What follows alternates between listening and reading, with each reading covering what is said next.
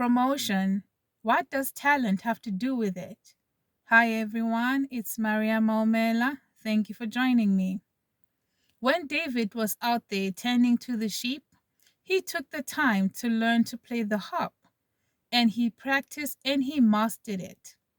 It's true, David was anointed to be king, but he did not go to the palace because he was anointed as the next king. It was him playing the harp that opened the door for him to get into the palace. So whatever that you're anointed for, whatever that you are called for, it may not be exactly the reason, or like that is not the kind of door that can usually just open from the onset. It usually is a process, and something else may open the door for that. Another example is Joseph. Joseph knew he was born to be a leader. He knew that.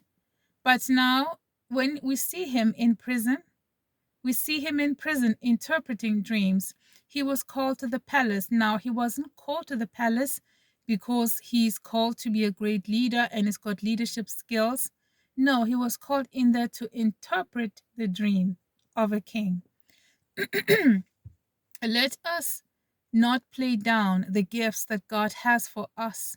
Yes, God has called you to this, God has called you to that, but there are supporting gifts, there are supporting talents, there are supporting skills, there are supporting interests, supporting abilities that are there.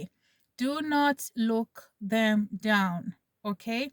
Whatever talent, interest, whatever ability that you have, do take time to work it. If it's writing, you want to keep on writing books, keep on writing. You do not know when a door will open and what gift will be required. So let us not waste the time and say, I'm in the wilderness and feel weary. There David was tending to the sheep. He was smart in using his time. He's tending to the sheep. He's playing the harp.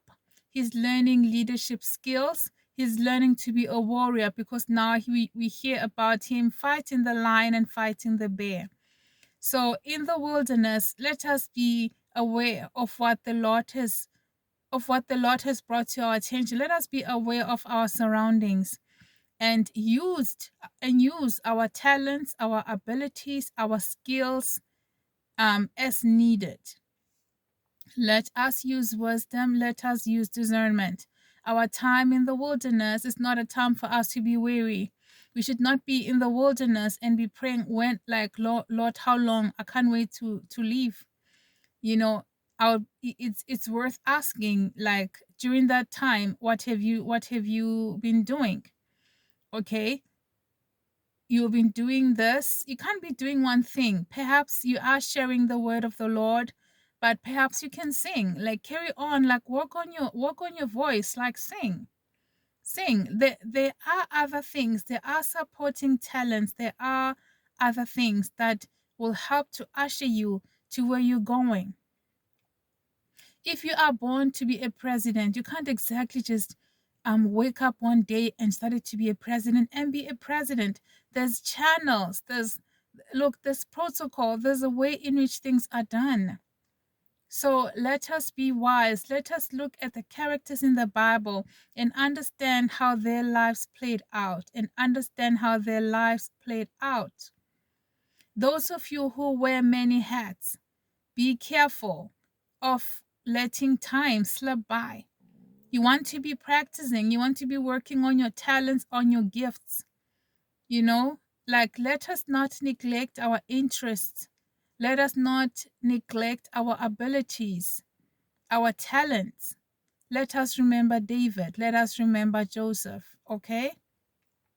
So thank you guys. God bless.